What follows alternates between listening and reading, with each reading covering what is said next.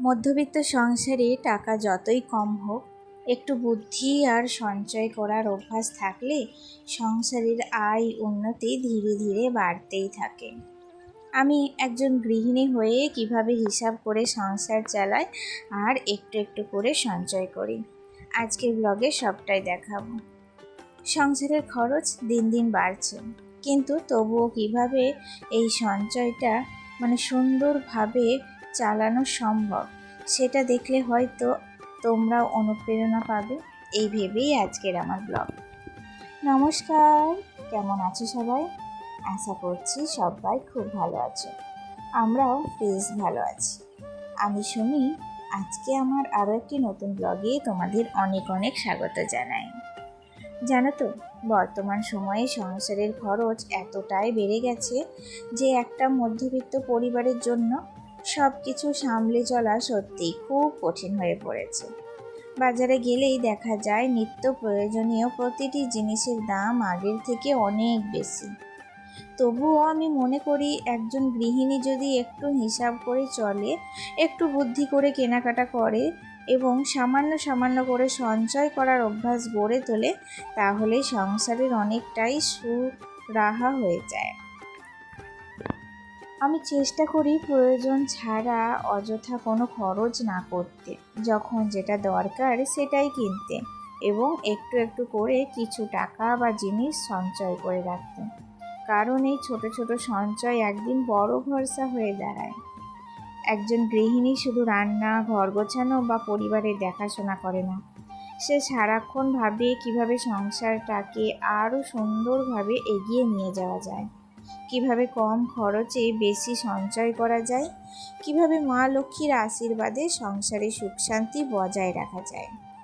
সত্যি বলতে, একটা সংসারকে সুন্দরভাবে চালানোর পেছনে একজন গৃহিণীর বুদ্ধি, পরিশ্রম আর সঞ্চয়ের অভ্যাসের অনেক বড় ভূমিকা থাকে।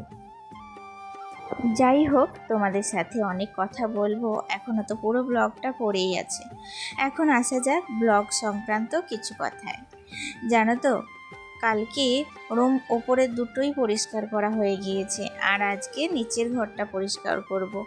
কেন জানি না, হয়তো ওপরকার ঘরগুলো পরিষ্কার করা হচ্ছে বলেই কিন্তু আমি দেখছি যত কীট পতঙ্গ সব কিন্তু নিচে তলার বাসা বেঁধেছে।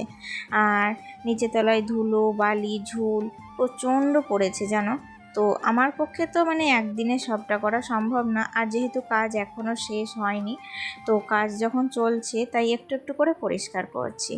আজকে যেমন ধরো, আমার এই কাচের যে শোকেস তাকটা রয়েছে, এটাই একটু মশলার কৌটো কাউটিগুলো রয়েছে, এর উপরে বেশ ধুলো পড়েছিল, বইগুলোর উপরেও কিন্তু বেশ ধুলো পড়েছিল, তো সেগুলোই আজকে আমি একটু পরিষ্কার করে নিচ্ছি।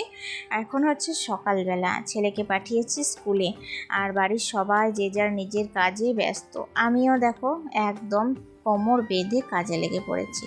কালকে ব্যথার ওষুধটা খাওয়ার পর আজকে শরীরে কোনো ব্যথা নেই জানো।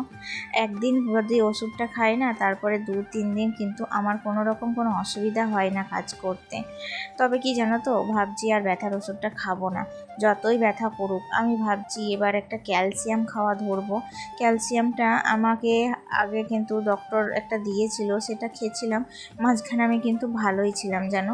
তো ক্যালসিয়ামটা কিন্তু আবার আমাকে স্টার্ট করতে হবে। যাই হোক, এদিকে ফ্যানে প্রচুর ধুলো পড়েছিল, তো ফ্যানটাকেও ভালো করে শুকনো ন্যাকড়ায় আগে মুছিয়ে দিলাম ঝুলগুলো, তারপর ন্যাকড়াটাকে একটু ভালো করে ভিজিয়ে আমি তারপর পাখাটাকে আবারও মুছে নিয়েছি। অবশ্যই ন্যাকড়াটাকে কিন্তু একদম জল শূন্য করে তারপরেই মুছেছি। আমি জানো তো, যে কাজটা অনেকে দেখি কলিন কিনে করে, আমি কিন্তু কলিন কিনি না, কারণ এগুলো কিনতে আরও বাড়তি এক্সট্রা কিছু খরচাপাতি হয়ে যায়। সংসার এত বড়, তো এই বড় সংসারে সংসার গোটা মাসটা চালানোর পর আবার যদি এক্সট্রা এসব কেনাকাটা করতে যাই, তাহলে অনেকটা খরচা পড়ে যায় জানো তো। আর আমার যেহেতু এত বড় বাড়ি, এত ফার্নিচার যাই হোক টুকটাক আছে, সেগুলোতে প্রত্যেক দিন কলিন দিয়ে মোছা সম্ভবও না। তাই জন্য আমি কি বলতো, আমি ওই একটু ডিটারজেন্ট কিংবা একটু শ্যাম্পু জল মিশিয়ে সেই জলে ন্যাকড়াটাকে ভালো করে স্পঞ্জ করে নিয়ে প্রত্যেকটা ফার্নিচারকে ভালো করে মুছে নিই। এটাও কিন্তু কলিনের থেকে কিছু কম না। কিংবা তুমি কলিন বাড়িতেও কিন্তু নিজস্ব একটা স্প্রে মানে বানানো যায়, তবে আমি এখনও পর্যন্ত ট্রাই করিনি। ভাবছি এবার এটাই ট্রাই করব। এতে করে আমার একদম মানে সমস্ত জিনিস তো পরিষ্কারপাতি হবেই, আবার অনেকটা কিন্তু মানে সেভিংস হয়ে যাবে।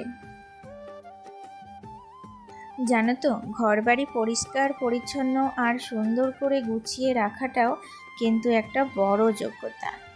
সবাই চাইলেই একটা ঘরকে সুন্দরভাবে সাজিয়ে গুছিয়ে রাখতে পারে না। অনেকেই ভাবে বাড়ির কাজ তো সবাই করতে পারে, কিন্তু আমার মনে হয় একটা ঘরকে ভালোবাসা দিয়ে, যত্ন দিয়ে এবং সুন্দর দৃষ্টিভঙ্গি দিয়ে সাজিয়ে রাখার ক্ষমতা সবার মধ্যে থাকে না। আমি এটা বলছি না যে আমার মধ্যে সব গুণ আছে। আমার মধ্যেও অনেক কিছু শেখার বাকি আছে, অনেক কিছু আমি এখনও জানি না। তবে আমি সবসময় চেষ্টা করি নতুন কিছু শেখার, নতুন কিছু করার, এবং সেই নতুন শেখা জিনিসগুলো দিয়ে আমার পরিবার আর সংসারটাকে আরও সুন্দরভাবে গুছিয়ে রাখার। জানো তো, আমি বিশ্বাস করি প্রতিদিন একটু একটু করে চেষ্টা করলেই অনেক কিছু বদলে যায়, কারণ চেষ্টাই হচ্ছে আসল মূলধন। কোনো কিছু শেখার জন্য, কোনো কিছুতে সফল হওয়ার জন্য তোমাকে চেষ্টা করে যেতেই হবে। চেষ্টার কখনো কোনো ব্যর্থতা নেই। তুমি যদি মাঝপথে হাল ছেড়ে দাও, তাহলে কোনো কিছুই সম্ভব না। সেটা ঘরের ভেতরেই কাজ হোক বা ঘরের বাইরের কোনো স্বপ্ন। আজ যারা নিজেদের স্বপ্নের জন্য লড়াই করছে, প্রতিদিন পরিশ্রম করছে, তারা একদিন না একদিন অবশ্যই সফল হবে। তাই কখনো নিজের চেষ্টাকে ছোট করে দেখো না, নিজের ওপর বিশ্বাস রাখো এবং প্রতিদিন একটু একটু করে এগিয়ে যাও। কারণ ছোট ছোট চেষ্টা একদিন বড় সফলতার পথ তৈরি করে দেয়। আজকে রান্না করেছিলাম, অনেক দিন পর ইচ্ছা করছিল একটু মসুর ডাল দিয়ে কচু করব। তো কচু দিয়ে মসুরির ডাল আর কি, বেশ ভালোই লাগছিল জানো। রেসিপিটা অনেক দিন পর ট্রাই করলাম। তার সাথে করেছিলাম পাঁচ তরকারি, কুমড়ো, কাঁচা কলা, তাছাড়াও আরও অন্যান্য অনেক রকম সবজি দিয়ে একটা পাঁচ তরকারি করেছিলাম। এদিকে করেছিলাম লাস্টে একটুখানি টমেটোর চাটনি। চাটনি খেতে আমার বাবু তো ভীষণ ভালোবাসে, এমনকি আমিও না এখন একটু করে চাটনি খাচ্ছি। আমারও না চাটনি শেষ পাতে ভাতের সাথে বেশ ভালোই লাগছে জানো। তো তাই জন্য কিন্তু একটু বেশি করেই চাটনিটা বানালাম। আর টমেটোটা দেখেই কিন্তু একদম লোভ লাগছিল, মনে হচ্ছিল কতক্ষণে চাটনি বানাবো। তাছাড়াও তার আগে রান্না করেছিলাম মাছের ঝোল, তাছাড়াও রান্না করেছিলাম একটু আলু মাখা। জানো তো, আলু মাখা খেতে ভীষণ ভালো লাগে। আমি তো বিয়ের আগে প্রায় সর্বদাই একটু ডালের সাথে আলু মাখা পেলে আর আমার ভাতে কিচ্ছু চাইতো না, আমি ওই দিয়েই কিন্তু একদম পুরো ভাতটা খেয়ে নিতাম। তো অনেক দিন পর সেই ছোটোবেলার স্মৃতিটা মনের মধ্যে ধরলো, তাই কিন্তু রান্নাটা করে ফেললাম। তারপর রান্না করে বাসন মেজে একদম রান্নাঘর পরিপাটি টিপটাপ করে স্নান করে নিয়েছিলাম। স্নান টান করে আকাশে মনে হচ্ছিল একটু মেঘ মেঘ করছে, যেহেতু আজকে হচ্ছে রথযাত্রা, স্নান যাত্রা। আজকে হচ্ছে পূর্ণিমা স্নান যাত্রা, আজকে জগন্নাথ দেবের স্নান হবে। সো সেই কারণে বৃষ্টি হওয়ার সম্ভাবনাটাও কিন্তু আছে। সেই ভেবেই আমি কিন্তু তাড়াহুড়ো করে শুকনো জামা কাপড়গুলো তুলে নিয়ে গেলাম। আর ওই যে স্নান করার সময় যে জামা কাপড়গুলো একটু কাচাকুচি করেছিলাম, সেগুলোই এখন ছাদের মধ্যে মেলে দিচ্ছি। এগুলো তো ভিজে জামা কাপড়, তো এগুলো কিন্তু যদি বৃষ্টি আসে অতটাও কিছু অসুবিধা হবে না। তবে যদি বৃষ্টি না আসে তাহলেও কিন্তু কোনো অসুবিধা হবে না, শুকিয়ে যাবে। তো এই ভেবেই সমস্ত ভেজা জামা কাপড়গুলো এখন দেখো ছাদের মধ্যে মেলে দিচ্ছি। আর তারপরে ছেলেকে নিয়ে চলে গিয়েছিলাম টিউশনি।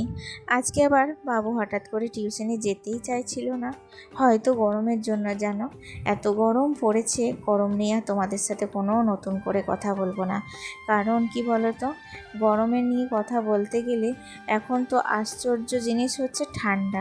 গরম তো প্রায়ই আমরা সবাই বলছি, তাই না?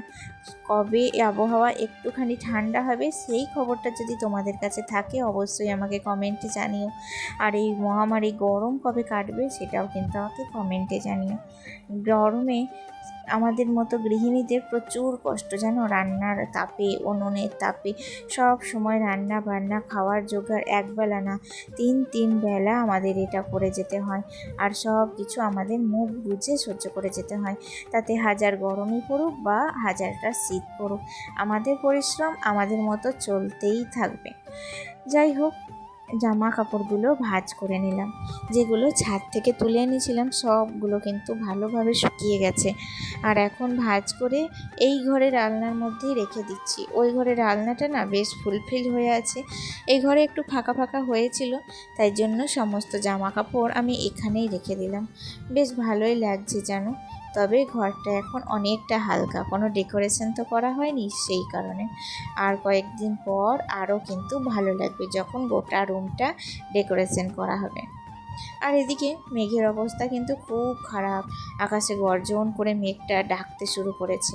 আর আমি সেই সুযোগে সমস্ত ঘরের জানলা দরজা সবগুলো ভালো করে লাগিয়ে দিচ্ছি, কারণ জানোই তো একবার যদি ঝড় উঠে যায়, পাশেই তো বেল গাছ আছে, বেলগুলো সব ধপাধপ পড়তে লাগবে।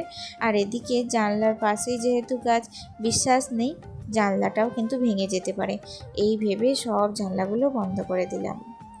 তাহলে চলো বন্ধুরা, আজকের মতো ভিডিওটি এখানেই শেষ করছি। দেখা হচ্ছে তোমাদের সাথে নেক্সট ব্লগে। ভালো থেকো, সুস্থ থেকো, নিজেদের খেয়াল রেখো। আজকে আসি, টাটা।